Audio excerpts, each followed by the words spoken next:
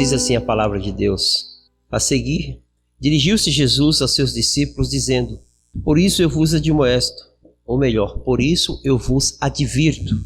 Não andeis ansiosos pela vossa vida, quanto ao que haveis de comer, nem pelo vosso corpo, quanto ao que haveis de vestir.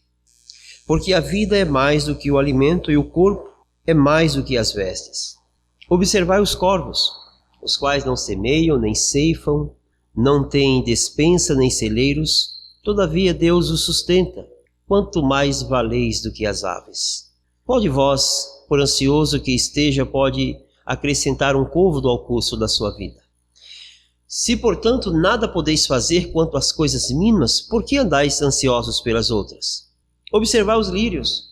Eles não fiam, não tecem. Eu, contudo, vos afirmo que nem Salomão, em toda a sua glória, se vestiu como qualquer um deles. Ora, se Deus veste assim a erva que hoje está no campo e amanhã é lançada no fogo, quanto mais tratando-se de vós, homens de pequena fé. Não andeis, pois, a indagar o que haveis de comer ou beber, e não vos entregueis a inquietações. Porque os gentios de todo o mundo é que procuram estas coisas, mas vosso Pai sabe que necessitais delas. Buscai, antes de tudo, o seu reino, e estas coisas vos serão acrescentadas. Irmãos, eu tenho ficado assustado com números que às vezes nós buscamos nas estatísticas e estudamos. Os irmãos sabem, eu tenho uma formação em psicopedagogia e essa área é uma área que chama a nossa atenção. Gostamos de ler para mantermos atualizados naquilo que aprendemos e é muito importante para nós. E esse texto de Jesus, essa preocupação com os seus ouvintes, conosco, ela também encontra uma resposta nos dias de hoje. É interessante que a Sociedade Mundial de Psiquiatria, ela hoje tem em seus quadros clínicos 300 milhões de pessoas do mundo com transtorno de ansiedade. 300 milhões de pessoas. O Brasil tem 225 milhões por aí, né? Então imagina mais que um Brasil de pessoas com quadro de ansiedade espalhada pelo mundo. A gente poderia ainda olhar para o nosso país, que é onde nós estamos inseridos, e o Brasil é o país que tem o maior índice no mundo de pessoas portadoras de ansiedade. Nós somos o país que temos no mundo o maior índice de pessoas com transtornos de ansiedade. Estima-se que 62% da nossa população tem transtorno de ansiedade. 62%. Em cada 10 pessoas, 6 pessoas têm ansiedade. São 18 milhões de pessoas em nosso país que se tratam. Eu não estou falando, é o número, eu estou falando 18 milhões de pessoas em nosso país vão continuadamente a um consultório para passar com um psicólogo ou com um psiquiatra, ou tomam algum tipo de remédio para se tratarem da ansiedade. Então o que Jesus está falando aqui, nos ensinando, hoje a gente olha para a nossa sociedade e encontramos esse quadro clínico. E nós encontramos esse problema em nossa sociedade, a ansiedade. E Jesus ali, ele começa a falar, ensinar aos discípulos, aquelas pessoas, alguns temas importantes nesse texto. Quando nós pegamos todo o capítulo 12, ele começa falando do fermento dos fariseus, da hipocrisia, da brevidade da vida, da preocupação com estas coisas. Jesus vai reprovar a avareza, e quando ele reprova a avareza, ele dá um exemplo de um homem muito rico, de alguém que tinha produzido muito naquele ano, que tinha tido uma colheita maravilhosa, que não cabia em seus celeiros, era muito maior do que a sua percepção, né, do que os seus projetos, ou seja, ele teve um resultado maior do que os seus sonhos, maior do que o seu projeto, e ele mandou construir muitos celeiros para poder armazenar toda aquela fortuna, e ele olhou para tudo aquilo e falou assim: alma minha, deita, folga e descansa em paz, porque temos muitos bens. E aí Jesus fala assim: louco, se hoje te pedirem a tua alma, tudo que tem feitos, para quem servirá? E em seguida Jesus, ele dirige a seus discípulos e diz: não andeis. Por isso, ele diz assim, por isso eu vos advirto. Jesus mostra, fala todas essas coisas e agora ele olha para os discípulos e fala: por isso eu vos advirto que vocês não devem andar ansiosos por vossa vida. Vocês não devem andar ansiosos quanto ao que haveis de comer, nem pelo vosso corpo e nem pelo que haveis de vestir. Então Jesus aqui ele fala de 4 áreas da nossa vida. Ele fala da vida, ele fala do corpo, ele fala do alimento e fala da veste. Então ele fala da necessidade, do orgulho e da nossa sobrevivência.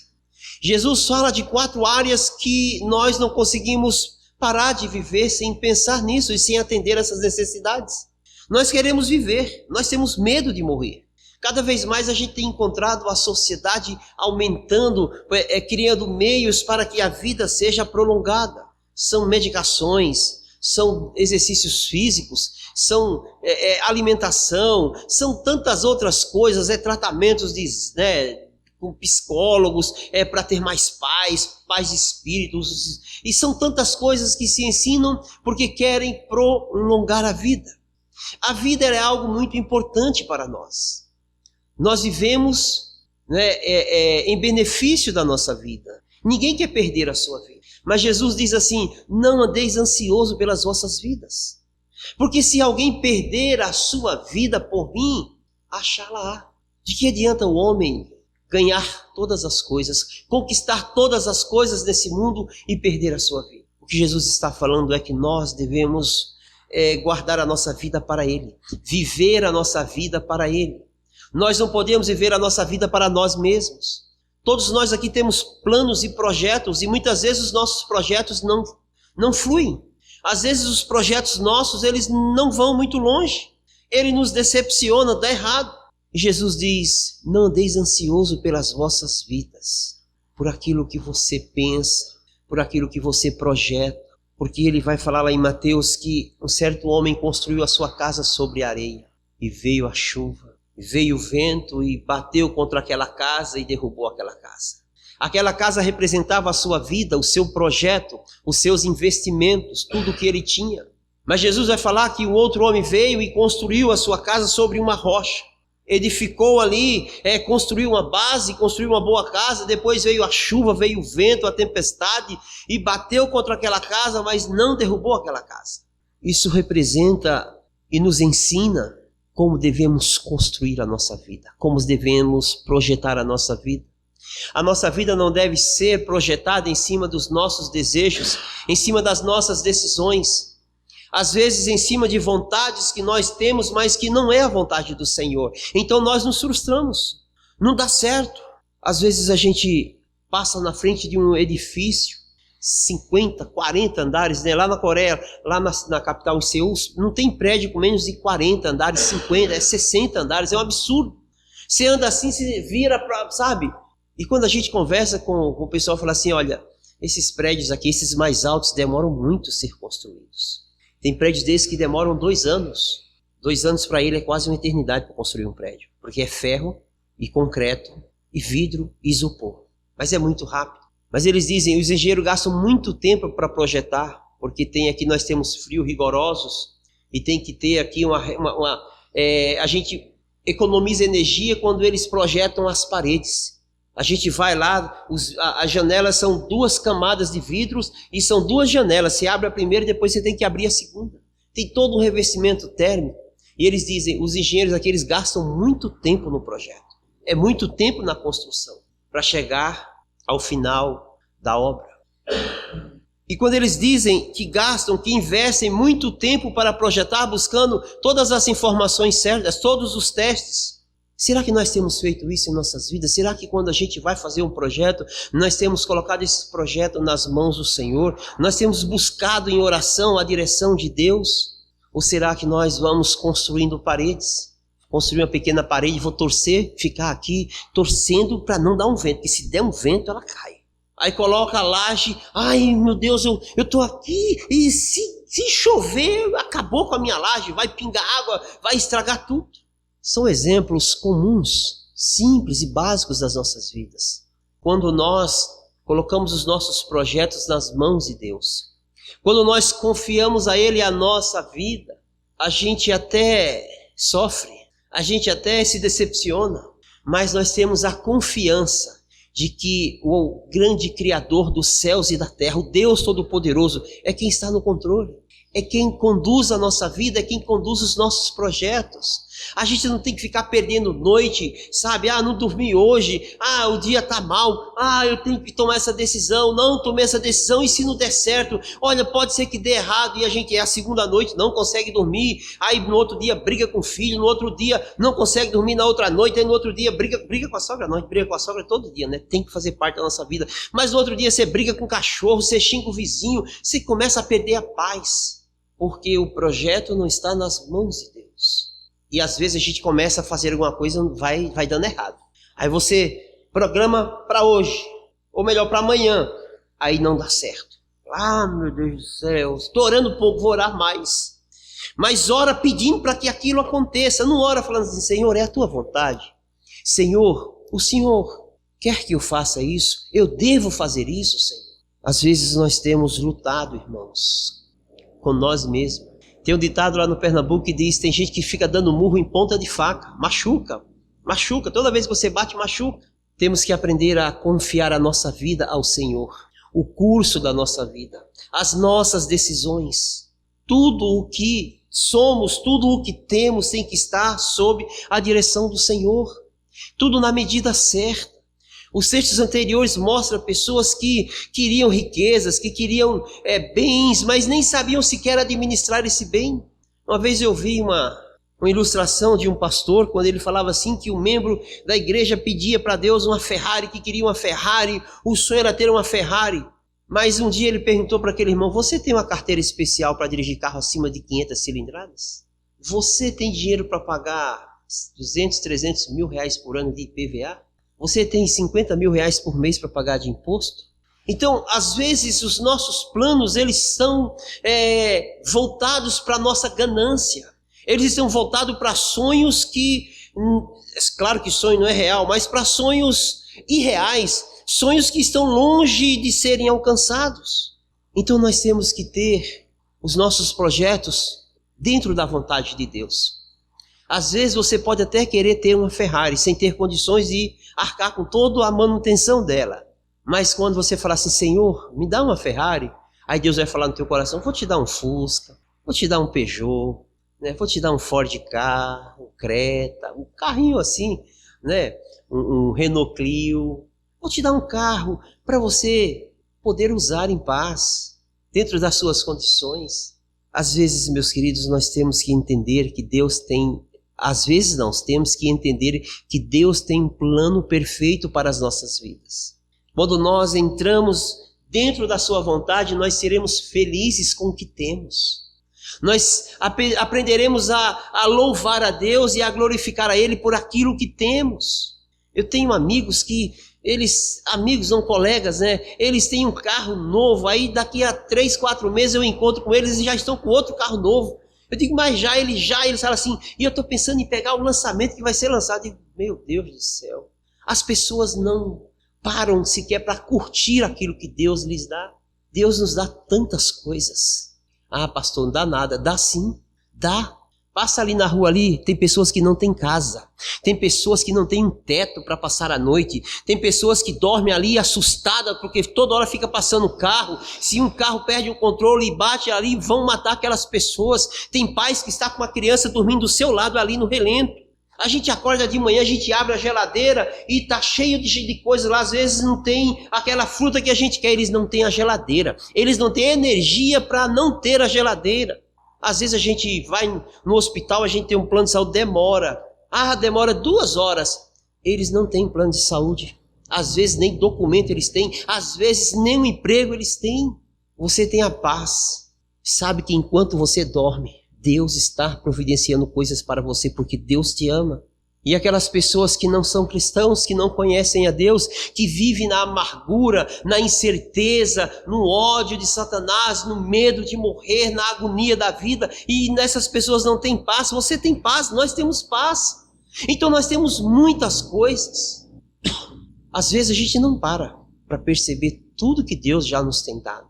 E curtir, sabe? Curtir e compartilhar, né, as palavras da época, da modernidade. Nós temos que curtir aquilo que Deus nos tem dado. Então ele diz, não andeis ansiosos pela vossa vida. Porque ele vai falar assim, por mais ansiosos que vocês são, quem de vocês pode acrescentar um côvado? Um côvado quer dizer um palmo, ou no sentido aqui, 1 hora. Quem é que de vocês pode acrescentar 1 hora à vida de vocês? Então para que se preocupar? Andar demasiadamente preocupado com a vida? Vamos confiar mais no Senhor. Vamos viver mais das suas bênçãos. Vamos aproveitar melhor o seu cuidado, as suas dispensações sobre as nossas vidas e sobre o nosso lar. Lucas diz, vocês não devem andar ansiosos pelo que haveis de comer. Ontem eu fiquei meio preocupado porque o Cleiton gosta de comer e o Cleiton ontem parou de comer. E aí eu olhei para o Cleiton e falei, o Cleiton, eu até perguntei se a Carla estava com um termômetro, né, Carla?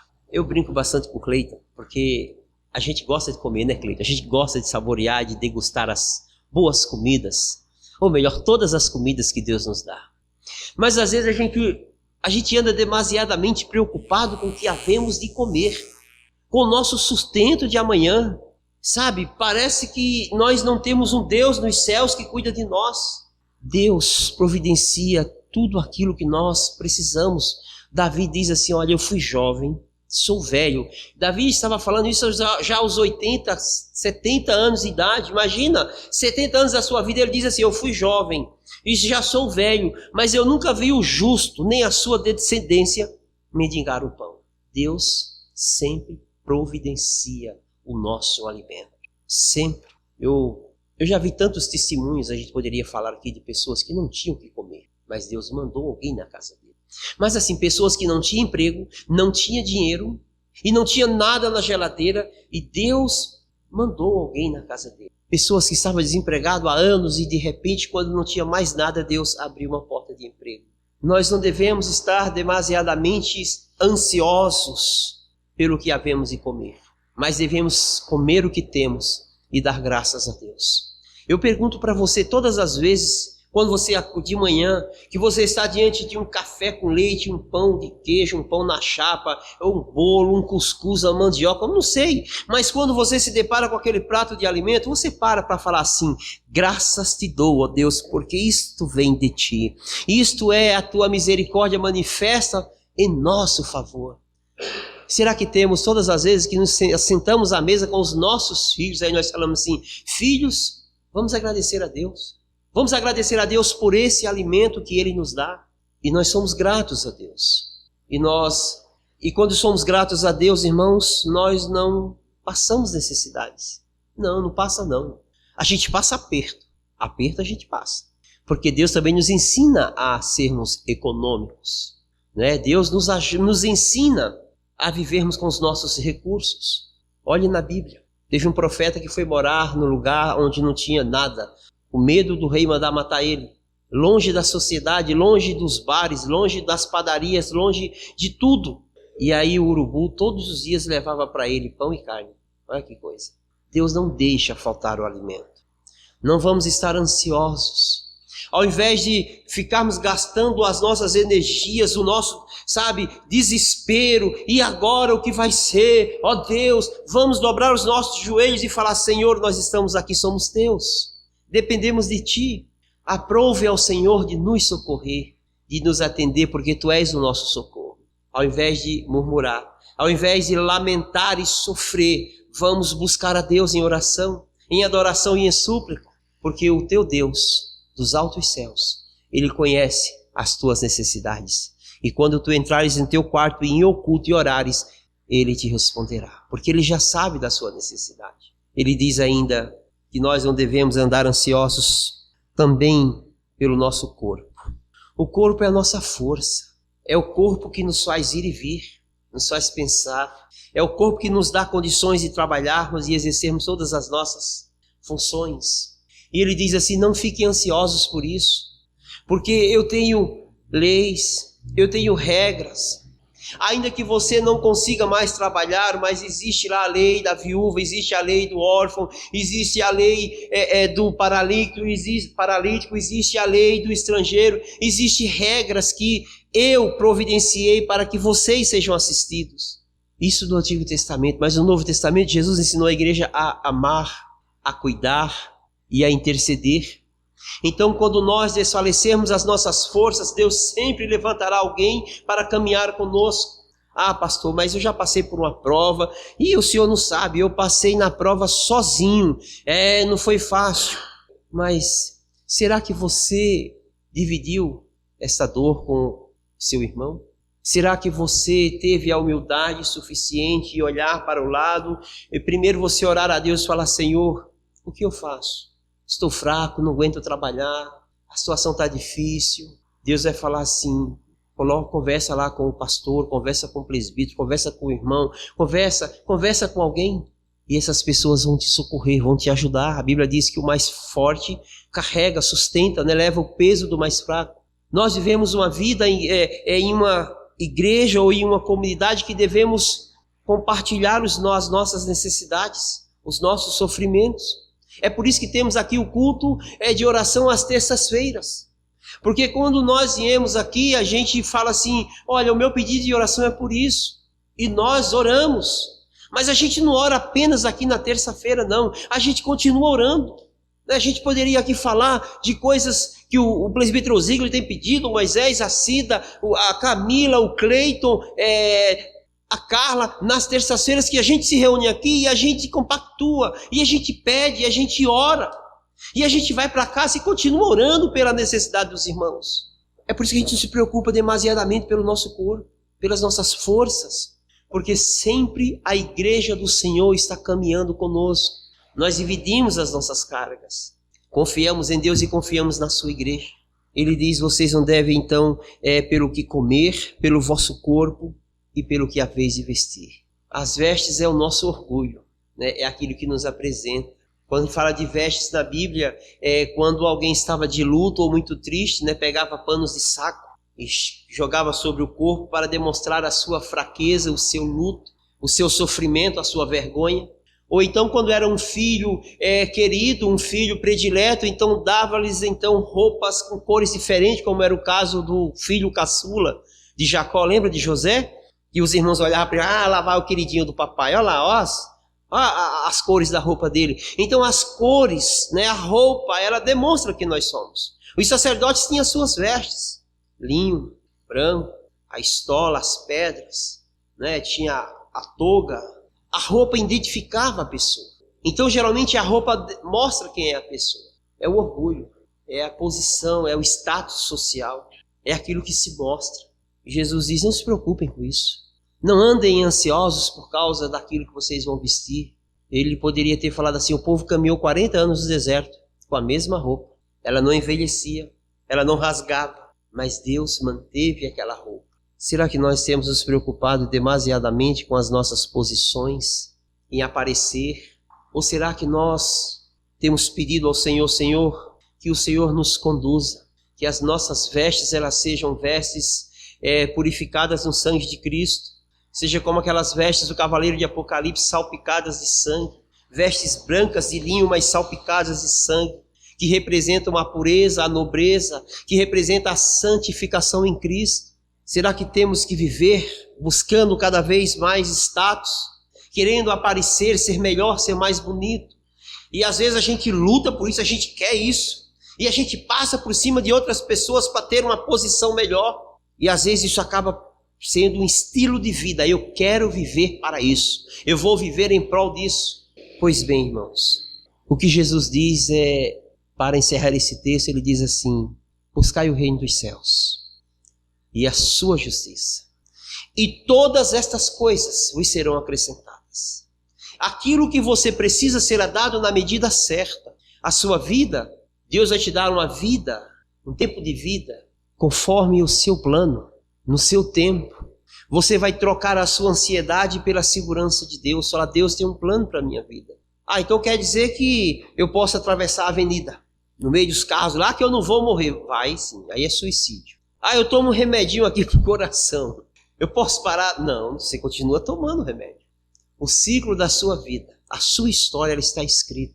O dia e a hora que o Senhor vai abrir os braços para você e falar assim: venha meu filho, venha minha filha, chegou a sua hora, estou com saudades de você. Venha para viver a eternidade comigo. Troque essa vida corrupta de sofrimento agora pela eternidade. eu vou secar as tuas últimas lágrimas e nunca mais dos teus olhos derramarão lágrimas. Aí esse dia vai chegar. A gente não tem que ficar preocupado, ansioso. Não, existe um plano perfeito para cada um de nós.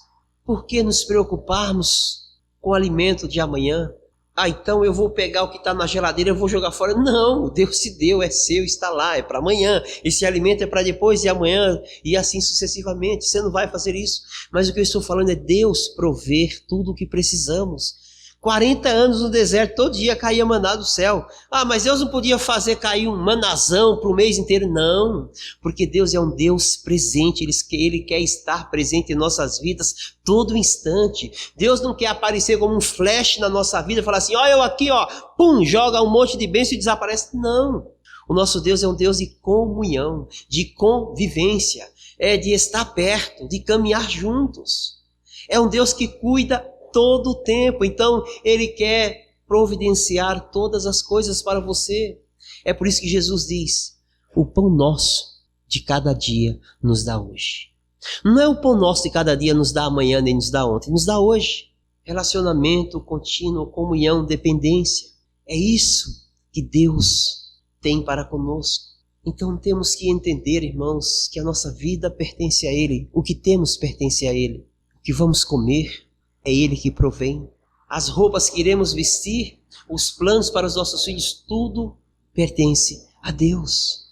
Então todas as coisas estão nas mãos dEle, nós apenas recebemos dEle e Ele dá nos tempos certos, na medida certa. Então por que andar preocupados demais? Às vezes a gente faz plano, o plano não dá certo, aí a gente fica bravo. Mas eu orei. Que bom que você orou. Ore mais ainda para Deus te revelar que não era a vontade dEle. E às vezes a gente trabalha muito tempo, projeta e faz, e 1 mês, 2 meses, 3 meses, quando a gente termina, dá tudo errado. A gente fala assim, ei Deus, a tua vontade é perfeita, ela é boa e agradável. Trabalhei tanto, era só eu ter perguntado para o Senhor. Deveria ter feito isso? Amados, a nossa ansiedade, ela atropela a vontade de Deus. O nosso desespero passa na frente do amor de Deus. E as nossas incertezas da vida, ela atrapalha o nosso relacionamento com Deus. É por isso que tem em nosso país tantas pessoas ansiosas, depressivas. É porque não confiam em Deus. A psicologia diz assim, olha, tem tanta gente ansiosa no nosso país por causa da nossa economia. Porque hoje as pessoas estão trabalhando, não sabem se amanhã a empresa vai estar lá ainda.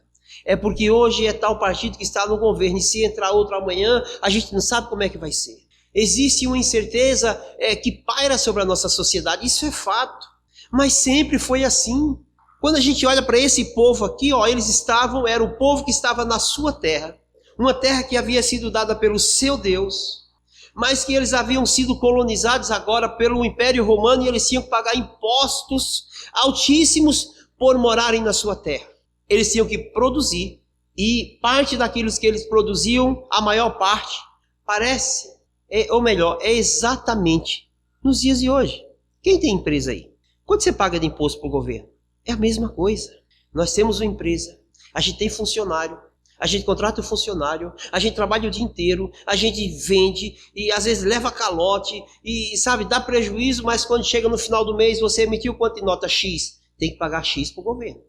A situação é muito parecida. E Jesus estava falando para aquele povo, não andeis ansiosos por estas coisas. Não estejam ansiosos pela vida, pelo corpo, pelo que comer e pelo que vestir. Pela dependência de vocês, pelo status de vocês, pela segurança de vocês. Não andeis ansiosos com isso. Porque ele diz assim, os ímpios de todo o mundo são dessa forma. E quando ele falava isso, possivelmente ele estava falando em nós brasileiros. Nos brasileiros que ainda não creem nele. Então ele diz, olha, não se preocupem, porque as pessoas do mundo inteiro, eles vivem dessa forma. Mas a vocês, ele dá o exemplo do lírio do vale, de uma planta linda, bela. E ele diz assim, mas nem Salomão em toda a sua glória se vestiu como lírio. E lá em Cantares, Salomão, quando se refere à noiva, ele diz assim, tu és como o lírio dos vales em meio aos espinhos. Salomão sabia da beleza de um lírio. É por isso que Jesus cita. E Salomão também faz a citação ao lírio, comparando a beleza da sua noiva. Então ele diz, olha o lírio, uma planta linda, que nasce no deserto, no lugar seco, que não tem chuva. Ninguém irriga, ninguém planta lá e nasce lá. E Deus cuida deles e reveste eles com a beleza incomparável. E depois ele é jogado no fogo lá no outro dia, queima, o sol queima. Olha, Deus cuida de vocês. Deus assiste vocês. O tempo inteiro, Deus está olhando para as necessidades de vocês. Vamos confiar mais em Deus. Vamos colocar mais os nossos filhos nas mãos de Deus. Vamos colocar mais os nossos projetos nas mãos de Deus. Você quer comprar uma casa?